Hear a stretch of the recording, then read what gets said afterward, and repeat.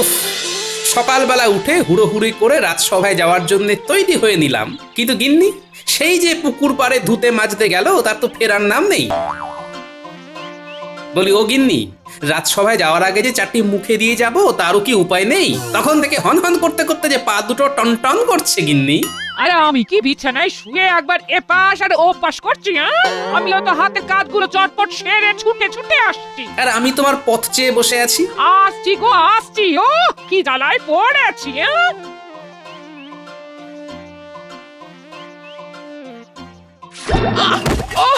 ওরে বাবা রে, পড়ে গেছি রে। আরে আরে, তাড়াতাড়ি করতে বলেছি বলে কি তোমায় একেবারে গড়াগড়ি খেতে হবে? ওই দেখো, ওরে বাবা রে, দেখো দেখি কাণ্ডখানা।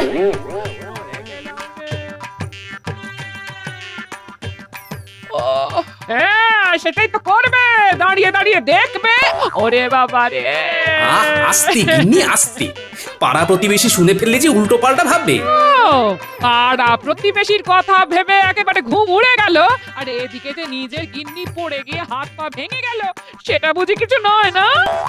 পড়ে গেলাম রে, এই কে কোথায় আছি? ওরে বাবা রে, পড়ে গেলাম রে। আরে আরে, ও দিদা, এ কি অবস্থা তোমার? কি গো দিদা, তুই তো দেখছি একেবারে পা পিছলে আলুটা হয়ে যাচ্ছে। ওরাও তেমনি, কোথায় সবাই মিলে দিদাকে তুলবি, তা না উল্টে হাসাহাসি করছিস। তা আবার করবে না? করবেই তো, দাদুও হাসছে, নাতিও হাসছে। ও এদিকে যা লেগেছে তার লেগেছে। ও ওরে বাবা রে, গেলাম রে। আমরা থাকতে তুমি আবার কোথায় যাবে দিদা? এই দেখো, আমরা কেমন তোমাকে চাঙ্গা করে দিচ্ছি। এই ধর ধর, ভালো করে ধর দিদাকে। শুধু ধরলে হবে, তার সঙ্গে টানতেও তো হবে। হবে না, হবে না, তোদের দ্বারা কিচ্ছু হবে না। আমাকে এভাবেই এখানে পড়ে থাকতে হবে। আহ, তুমি একটু চুপ করবে গিন্নি? এই তো ওরা কেমন ধরাধরি করে তোলার চেষ্টা করছে, আর ওরা না পারলে তো আমি আছি নাকি? তুমি ভেঙে পড়ছো কেন? এই তো ধরো ধরো ধরো, তারপর আস্তে আস্তে উঠে পড়ো দেখি। এই তো হচ্ছে। ডাক্তার, দাদুর কি শক্তি! দিদাকে তুলে দিয়েছে। এটাই আবার দেখার কি আছে? দাদু ছাড়া দিদাকে আবার কে তুলবে? যাক বাবা, সোজা হয়ে দাঁড়াতে পারলাম তাহলে। দাঁড়াবে না মানে? আলবাত দাঁড়াবে। দেখো গিন্নি, এইভাবেই আমি বারবার তোমার দিকে সাহায্যের হাত বাড়িয়ে দেবো, কোনো চিন্তা করবে না। এই তুমি থামো, বুড়ো বয়সে ভীমরতি হয়েছে তোমার, তাই মিষ্টি কথা যেন ঝরে ঝরে পড়ছে। তুমি করবে সাহায্য, তাহলেই হয়ে যাচ্ছে।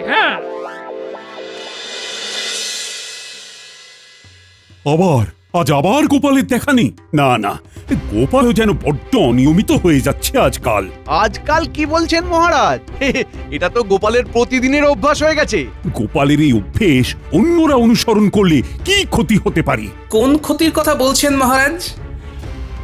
এই তো বলতে না বলতেই সাক্ষাৎ গোপাল হাজির। তুমি তো জলজ্যান্ত ক্ষতিটা করছো গোপাল। দেরি করে সভায় আসাটা তো বাড়াবাড়ির পর্যায়ে চলে যাচ্ছে। তা আজ কেন দেরি হলো সেটা বলবে? গিন্নিকে সামলাতে গিয়ে দেরি হয়ে গেছে মহারাজ। ডাহা মিথ্যে কথা, এটা গোপালের একটা অজুহাত। না না না না না না, কোনো অজুহাত আমি শুনতে রাজি নই। দেরি করে আসার জন্য শাস্তি তোমায় পেতেই হবে। আগে মহারাজ, হাত বটে, তবে সেটা অজুহাত নয়, বরং সাহায্যের হাত।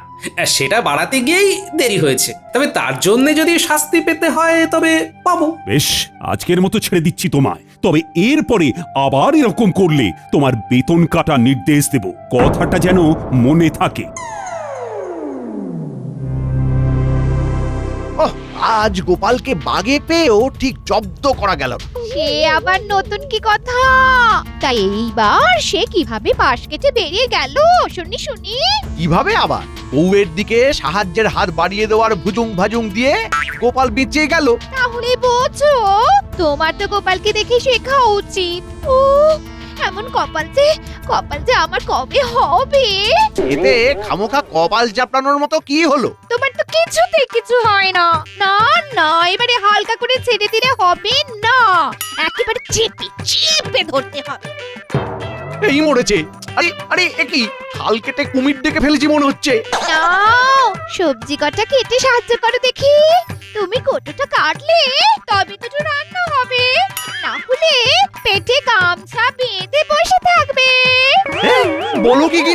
না না, আর তো কোনো উপায় দেখছি না। আমি রান্নাঘরে চললাম। এমন দজ্জাল গিন্নির হাতে পড়েছি, এখন তরকারি কেটেই খেতে হবে। একই মন্ত্রী মশাই, এ কি দৃশ্য দেখছি? আপনি যে রীতিমতো মেয়েলি কাজে খাবি খাচ্ছেন, পাঁচখান করবো নাকি? জানাজানি হলে আপনার মান সম্মান নিয়ে টানাটানি পড়ে যাবে, কিন্তু লোকজন বলবে নারীদের কাজেও আনারি। আমাদের মন্ত্রীর মুখ ভারী। আমি প্যাঁচে পড়ে গেছি দেখে খুব নাচানাচি করা হচ্ছে, তাই না? আর ঘরের কাজ কি শুধু আমি একা করি? এরকম কাজ তো গোপালও করে। যদি হাসতেই হয় তবে গোপালের সামনে গিয়ে হাস না যত পারিস। আপনি বললে তাই করব, তবে ঘুরে ফিরে সেই আপনার কাছেই আসবো।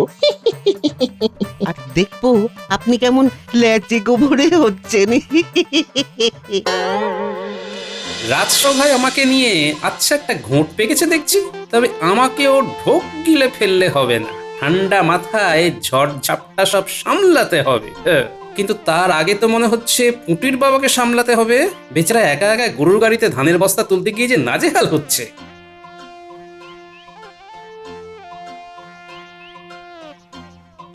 আরে আরে, ওভাবে হয় নাকি?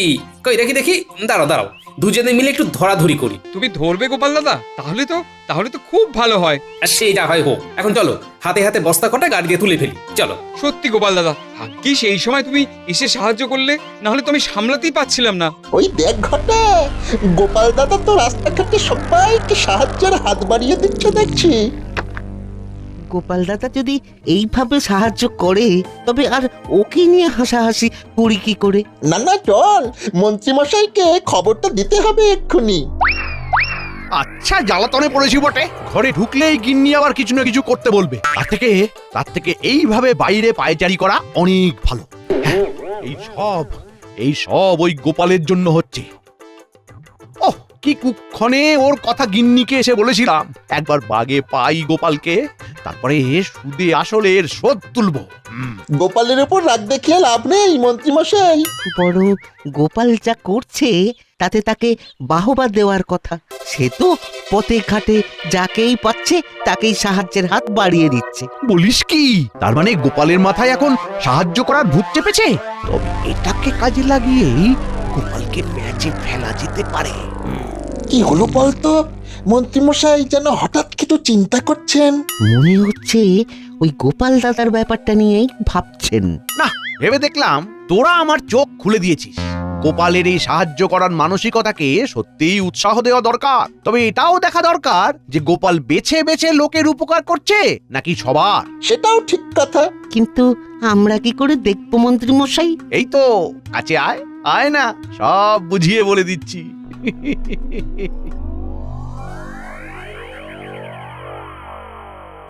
আজ আর কোনো গোলমাল নেই। আজ ঠিক সময় রাজসভায় পৌঁছে মহারাজকে একেবারে তাক লাগিয়ে দেব। আরে আরে, ও কি খড় বোঝাই ঠেলা গাড়ি নিয়ে বটার ঘটা মনে হচ্ছে আইডাই করছে। দেখি দেখি।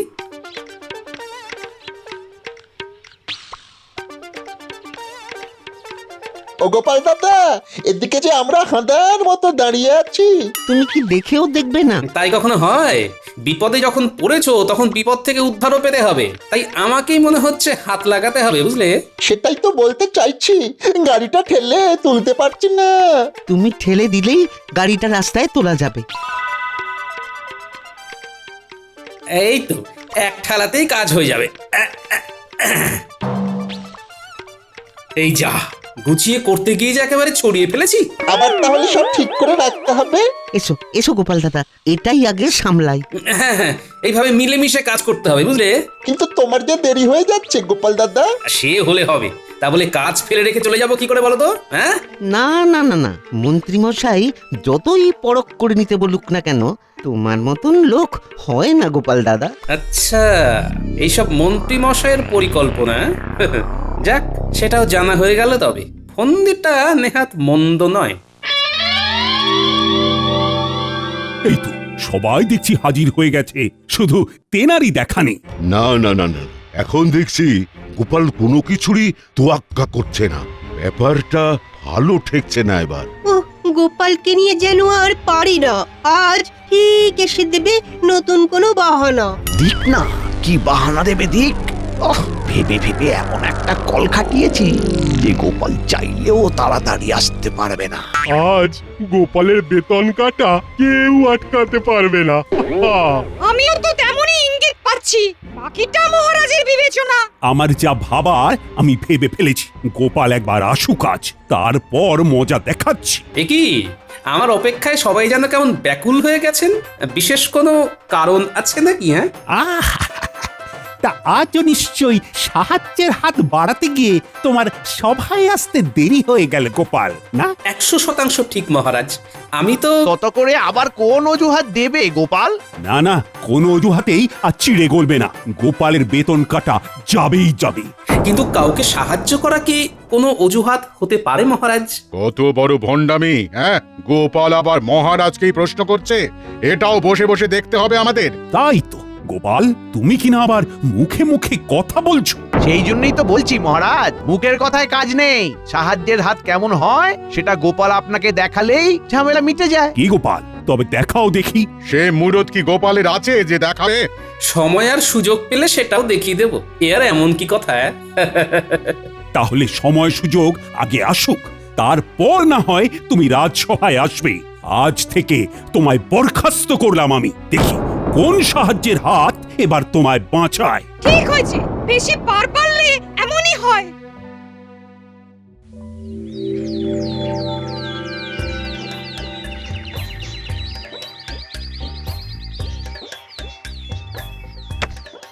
পুকুর থেকে জল নিয়ে আসা হয়ে গেল।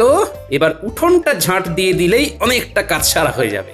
হ্যাঁ, এই তুমি যেমন কাজের মানুষ সেটা তো ভাবতেই পারিনি।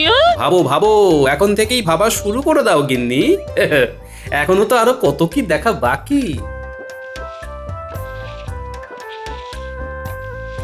ঝাঁট দিয়ে পরিষ্কার করার হাতটাও কিন্তু আমার নেহাত খারাপ নয় গিন্নি। ওই দেখ গোপাল দাদু এবার ঝাঁটা ধরেছে। তাই তো দেখছি, সবটাই কেমন উল্টো হয়ে গেছে। ভাগ্যিস আমার চোটটা লেগেছিল, না হলে তোদের দাদু যে এত কাজের সেটা তো জানতেই পারতাম না। কিন্তু দাদু এখানে কাজ করলে রাজসভা সামলাবে কে? এখন তো চাইলেও সেখানে যাওয়া যাবে না, তাই সেখানকার কথা ভেবেও কাজ নেই। তাহলে চলো সবাই মিলে দিদার কাজে হাত লাগাই। তারপর সময় আর সুযোগ এলে আবার না হয় রাজসভায় যাওয়ার কথা ভাবা যাবে। তাই বলে তুমি সুযোগের অপেক্ষায় বসে থাকবে গোপাল দাদু?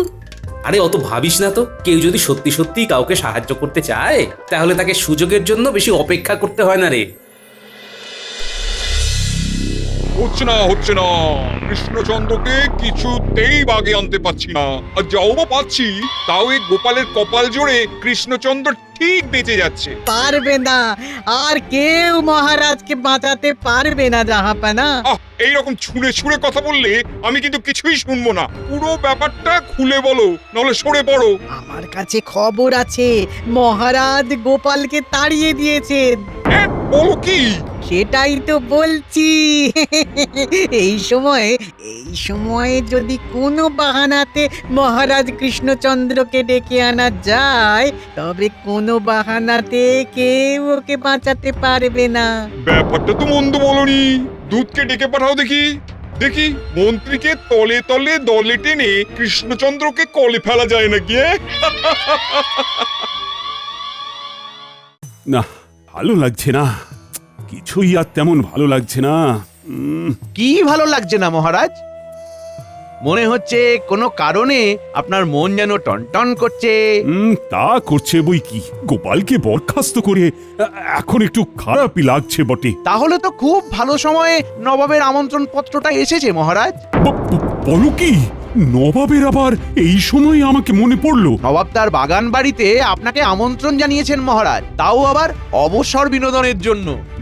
সে না হয় বুঝলাম, তবে ডেকেছে যখন তখন না গিয়েও তো উপায় নেই। আমি যখন সঙ্গে আছি তখন আর চিন্তা কিসের মহারাজ? চলো তবে দুদিনের জন্য ঘুরেই আসি না হয়। তবে তার আগে রাজসভায় খবরটা জানিয়ে দিতে হয়। সে ব্যাপারে আপনি ভাববেন না মহারাজ, জানাজানি যা করার সে আমি করে দিচ্ছি। আপনি বরং মুর্শিদাবাদে যাওয়ার জন্য তৈরি হয়ে নিন ততক্ষণে। আজ রাজসভায় যা শুনলাম তারপরে তো আর চুপ করে বসে থাকা যায় না। তাই আবার যায়? আমি তো ভাবছি খালি কি হয় কি হয়। গোপালকে যতক্ষণ না পুরো ব্যাপারটা জানাচ্ছি ততক্ষণ যেন শান্তি পাচ্ছি না।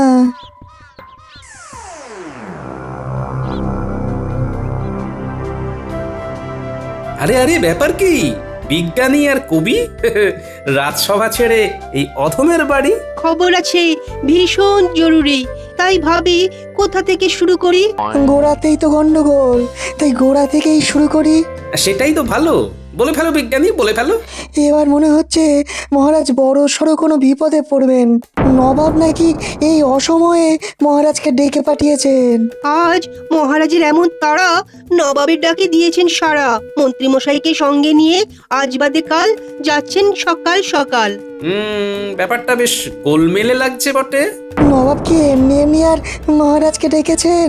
তুমি নেই দেখে আট ঘাট বেঁধেই ডেকেছেন। সবই তো বুঝলাম, কিন্তু মহারাজের যাওয়ার ব্যবস্থা কিসে হয়েছে?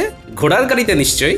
এতক্ষণে আস্তা বলে ঘোড়া বাসা হয়ে গেছে নিশ্চয়ই, কিন্তু সব কিছু ছেড়ে ঘোড়ার খবর নিচ্ছ কেন ভাই? যদি কাজের কাজ করতেই হয় তেমন, তবে যে আস্তাবল থেকে শুরু করতে হয়, দেখোই না তারপর কি হয়।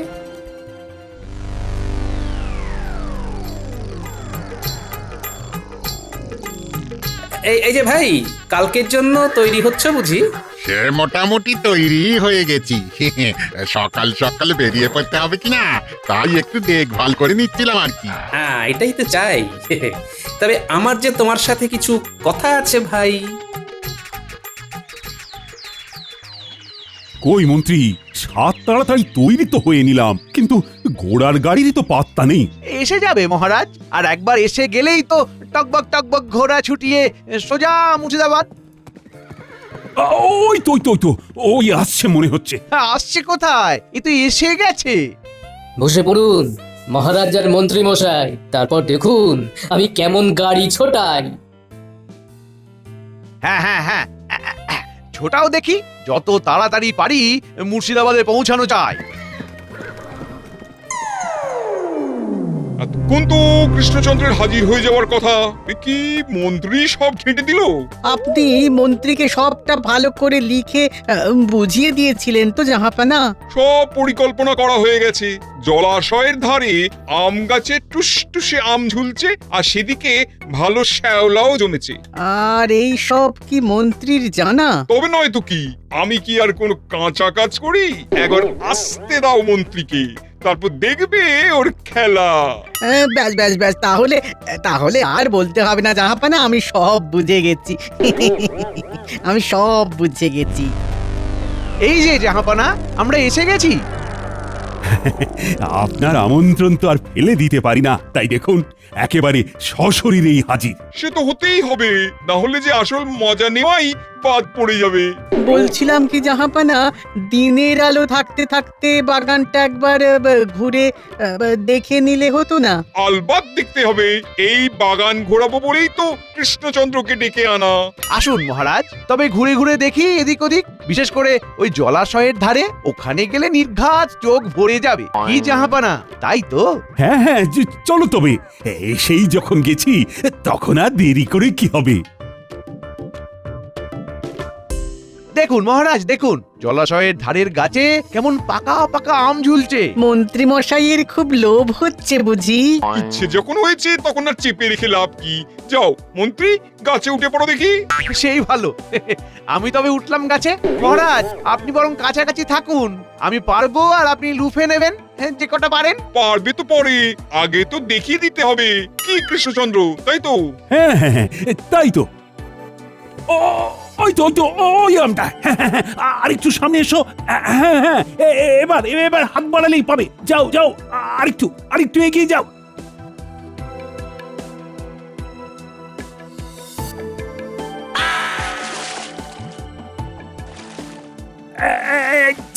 ওরে বাবা রে, গেলাম।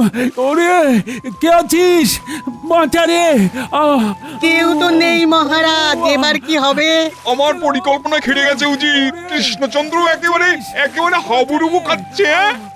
গেলাম। অত সহজে ডুবলে হবে মহারাজ। ধরুন ধরুন, এই শুকনো ডালখানা ধরুন দেখি, এই ডাল ধরেই ডাঙায় উঠে আসতে পারবেন। এই তো খড়কুটো। আর একটু ধরে থাকুন মহারাজ, এইবার টেনে নিচ্ছি। এটা কি হচ্ছে উজির? এটা আবার কি উড়ে এসে জুড়ে বসেছে? আরে বসেছে কোথায়, এ তো একেবারে এসেই টানাটানি শুরু করে দিয়েছে। এই তো উঠে পড়েছি। এইবার বুঝলেন তো মহারাজ, সাহায্যের হাত কেমন হয়? সময়ে সময়ে সাহায্যের হাত এই শুকনো ডালটার মতো হয়। গোপাল, তুমি আমায় বাঁচালে গোপাল। না না, আমি নিজের ভুল বুঝতে পেরেছি। আর তুমি সাহায্যের হাত না বাড়লে যে আমি ডুবেই মরে যেতাম। আবার গোপাল! সবই আপনার কপাল জাহাপানা। আপনি তো বেঁচে গেলেন মহারাজ, কিন্তু নবাবের কথা মতো কাজ করতে গিয়ে আমি যে ঝুলে গেলাম, না পারছি নামতে, না পারছি ছাড়তে। যেমন কর্ম তেমন ফল। আপনার সব চেষ্টা মনে হচ্ছে জলেই যাবে। ওরে বাবারে, ওরে বাবারে, গেলাম গেলাম গেলাম রে, ওরে বাবারে। গোপাল, ভেবে দেখো তাহলে সাহায্যের হাত বাড়াবে কিনা। আমার কিন্তু মন্ত্রীকে খাপি খেতে দেখে বেশ লাগছে। তাই খাক তবে। যা হয়েছে বেশ হয়েছে। যেমন খাবি খাচ্ছ, খাও এবারে। ওরে ওরে বাঁচা রে, কে কোথায় আছো? বাঁচাও বাঁচাও।